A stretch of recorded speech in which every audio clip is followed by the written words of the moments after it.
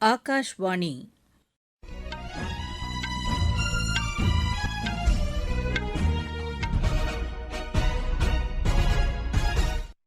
செய்திகள் வாசிப்பவர் ஜமீர் அக்தர். தலைப்புச் செய்திகள். விண்வெளித்துறையில் இந்தியா விரைந்து வளர்ச்சியடைந்து வருவதாக பிரதமர் திரு நரேந்திர மோடி கூறியுள்ளார். தேசிய விண்வெளி தினத்தையொட்டி விஞ்ஞானிகள் மற்றும் பொறியாளர்களுக்கு தலைவர்கள் பலர் வாழ்த்து தெரிவித்துள்ளனர். ஆரோக்கியமான வாழ்க்கைக்கு மிதிவண்டி பயிற்சி அவசியமானது என்று மத்திய அமைச்சர் திரு மன்சுக் மாண்டவியா கூறியுள்ளார். அமெரிக்காவுடன் இணைந்து பொருளாதார தடை விதிக்கும் அண்டை நாடுகளுக்கு ஈரான் எச்சரிக்கை விடுத்துள்ளது. கொழும்புவில் நடைபெறும் இலங்கைக்கு எதிரான இரண்டாவது மற்றும் இறுதி டெஸ்ட் கிரிக்கெட் போட்டியில் இந்தியா உணவு இடைவேளை வரை 2 விக்கெட் இழப்புக்கு 88 ரன் எடுத்துள்ளது.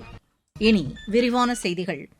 விண்வெளித்துறையில் இந்தியா விரைந்து வளர்ச்சியடைந்து வருவதாக பிரதமர் திரு நரேந்திர மோடி தெரிவித்துள்ளார். தேசிய விண்வெளி தினத்தையொட்டி சமூக வலைதளத்தில் அவர் வெளியிட்டுள்ள காணொலி பதிவில் இந்தியா விண்வெளித்துறையில் முன்னணி நாடாக உருவெடுத்துள்ளதாக தெரிவித்தார். நாட்டின் பொறியாளர்கள், அறிஞர்கள், வடிவமைப்பாளர்கள் புதிய தொழில்நுட்பத்தை உருவாக்கி வருவதாக அவர் கூறினார். விண்வெளித்துறையில் நாட்டின் தனியார் நிறுவனங்களும் சிறப்பாக செயலாற்றி வருவதாக அவர் பாராட்டினார். நாட்டின் விண்வெளித்துறை உலகளாவிய முதலீட்டாளர்களை ஈர்த்து வருவதாக கூறினார். வளர்ச்சியடைந்த இந்தியா என்ற இலக்கை எட்ட விண்வெளித்துறையின் பங்கும் முக்கியமானது என்று பிரதமர் தெரிவித்தார். விண்வெளித்துறை சார்ந்த புத்தொழில் நிறுவனங்கள் மத்திய அரசின் திட்டங்கள் மீது நம்பிக்கை வைத்திருப்பதாக பிரதமர் திரு நரேந்திர மோடி தெரிவித்துள்ளார். விண்வெளித்துறையில் புத்தொழில் நிறுவனங்களின் தலைமை செயல் அதிகாரிகளுடன் உரையாற்றிய அவர் உலக அளவில் விண்வெளித்துறையை கொண்டு செல்ல பங்காற்ற வேண்டும் என்று கேட்டுக் கொண்டார். விண்வெளித்துறையில் முன்னணி நாடாக இந்தியா உருவெடுத்து வருவதாகவும் பிரதமர் தெரிவித்தார். தேசிய விண்வெளி தினத்தையொட்டி குடியரசு துணைத் தலைவர் திரு சி.பி. ராதாகிருஷ்ணன் வாழ்த்து தெரிவித்துள்ளார்.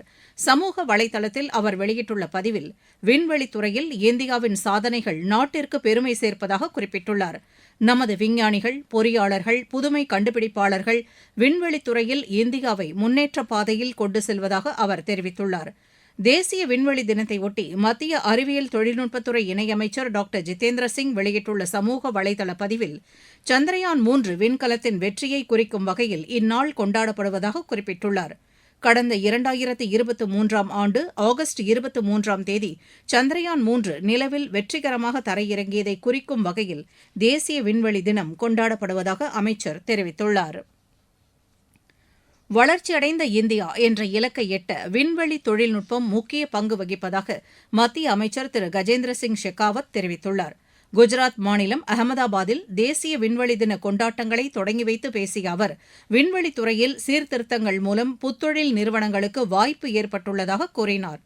விண்ணில் செலுத்தப்பட்ட செயற்கைக்கோள்களிடமிருந்து பெறப்படும் தகவல்கள் மூலம் விவசாயிகள், மீனவர்கள், பொதுமக்களின் வாழ்க்கைத் தரம் மேம்பட்டுள்ளதாக அமைச்சர் தெரிவித்தார். தேசிய விண்வெளி தினத்தையொட்டி வாழ்த்து தெரிவித்துக் கொள்வதாக தகவல் ஒலிபரப்புத்துறை இணையமைச்சர் டாக்டர் எல் முருகன் கூறியுள்ளார்.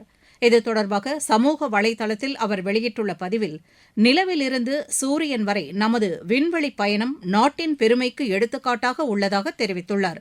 இஸ்ரோ விஞ்ஞானிகள் மற்றும் பொறியாளர்களுக்கு வாழ்த்து தெரிவித்துக் கொள்வதாகவும் டாக்டர் எல் முருகன் குறிப்பிட்டுள்ளார்.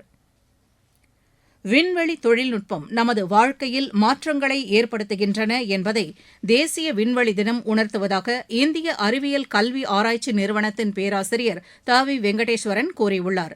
நிலவின் தென்துருவ பகுதியில் சந்திரயான் 3 விண்கலம் இறங்கி சாதனை படைத்ததை நினைவுகூரும் வகையில் இந்நாள் கொண்டாடப்படுவதாக எமது செய்தியாளரிடம் அவர் தெரிவித்தார்.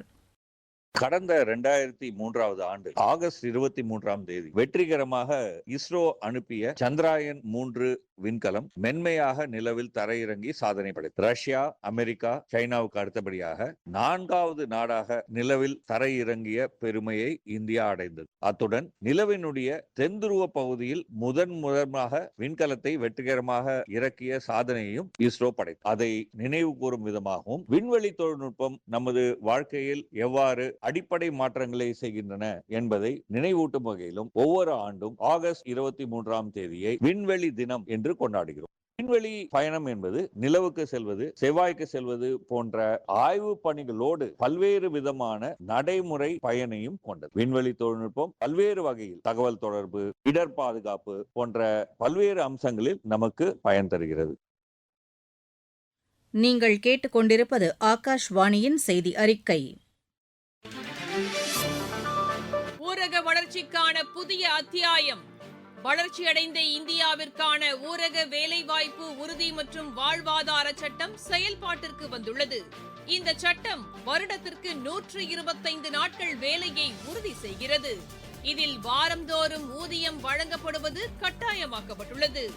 நாள்தோறும் குறைந்தபட்சம் 300 ரூபாய் ஊதியத்தை இந்த சட்டம் உறுதி செய்கிறது. பணி முடிந்த 15 நாட்களுக்குள் ஊதியம் வழங்குவதை உறுதி செய்வதற்கான அம்சங்களும் இதில் இடம்பெற்றுள்ளன. ஊதியம் காலதாமதமாக வழங்கப்பட்டால் அதற்கான இழப்பீட்டுத் தொகைக்கும் இதில் வகை செய்யப்பட்டுள்ளது.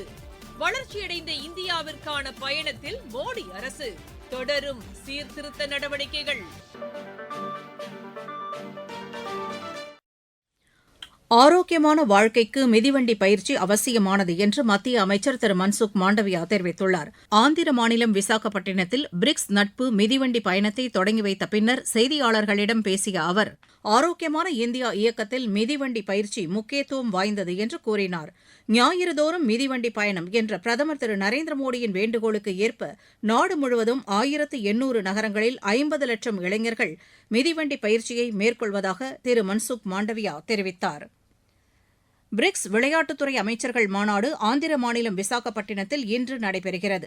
மத்திய விளையாட்டுத்துறை அமைச்சர் திரு மன்சுக் மாண்டவியா தலைமையில் நடைபெறும் இந்த மாநாட்டில் பிரிக்ஸ் அமைப்பு நாடுகளின் விளையாட்டுத்துறை அமைச்சர்கள் பங்கேற்கின்றனர். பிரிக்ஸ் நாடுகளுக்கு இடையே விளையாட்டுத்துறையில் ஒருங்கிணைந்து செயல்படுவது குறித்து இதில் முக்கியமாக விவாதிக்கப்படுகிறது.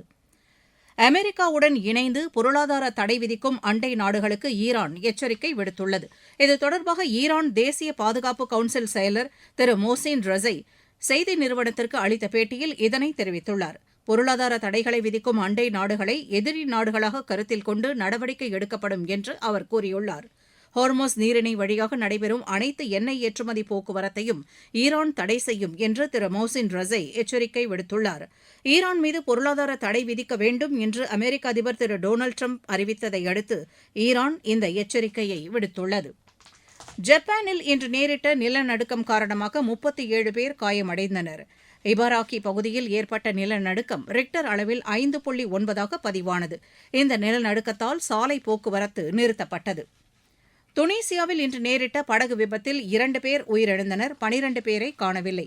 துனிசியாவில் இருந்து இத்தாலி நாட்டிற்கு குடியேற முயன்ற அகதிகள் பயணம் செய்த படகு ஜார்ஜஸ் பென் ஜோர்டனே இடையே விபத்துக்குள்ளானதாக அந்நாட்டு அரசு கூறியுள்ளது. காணாமல் போனவர்களை தேடும் பணியில் கடலோர காவல் படையினர் ஈடுபட்டுள்ளனர். இந்திய விமானப்படை ஆஸ்திரேலியா மற்றும் மலேசிய விமானப்படையினருடன் இணைந்து சர்வதேச பயிற்சி மேற்கொண்டுள்ளது. மலேசியாவில் நடைபெறும் உதாரா சக்தி பயிற்சியில் இந்திய விமானப்படையின் போர் விமானங்கள் கலந்து கொண்டுள்ளன. இதில் இந்தியா சார்பில் ரஃபேல் உள்ளிட்ட போர் விமானங்கள் பங்கேற்றுள்ளதாக பாதுகாப்புத்துறை தெரிவித்துள்ளது. சத்தீஸ்கட், ஒடிஷா, கடலோர ஆந்திர பகுதிகளில் அடுத்த 24 மணி நேரத்திற்கு கனமழை பெய்யக்கூடும் என்று வானிலை ஆய்வு மையம் தெரிவித்துள்ளது. கேரளம், மத்திய பிரதேசம், நாகாலாந்து, உள் கர்நாடகா மற்றும் தெலங்கானா பகுதிகளில் கனமழை பெய்ய வாய்ப்புள்ளதாகவும் அந்த மையம் கூறியுள்ளது. கொழும்புவில் நடைபெறும் இலங்கைக்கு எதிரான 2வது மற்றும் இறுதி டெஸ்ட் கிரிக்கெட் போட்டியில் இந்தியா உணவு இடைவேளை வரை 2 விக்கெட் இழப்புக்கு 88 ரன் எடுத்துள்ளது. முன்னதாக டாஸ் வென்ற இந்தியா முதலில் பேட் செய்ய தீர்மானித்தது.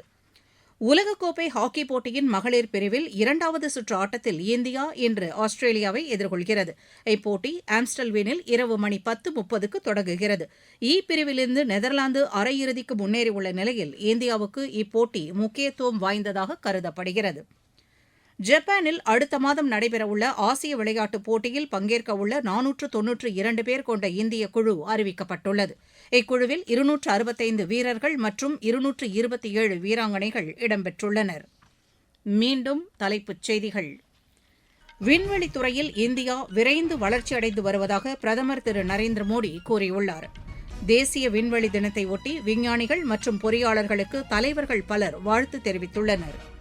ஆரோக்கியமான வாழ்க்கைக்கு மிதிவண்டி பயிற்சி அவசியமானது என்று மத்திய அமைச்சர் திரு மன்சுக் மாண்டவியா கூறியுள்ளார். அமெரிக்காவுடன் இணைந்து பொருளாதார தடை விதிக்கும் அண்டை நாடுகளுக்கு ஈரான் எச்சரிக்கை விடுத்துள்ளது.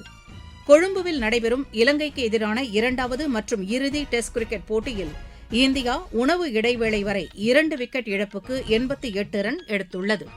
இத்துடன் இந்த செய்தி அறிக்கை நிறைவு பெற்றது.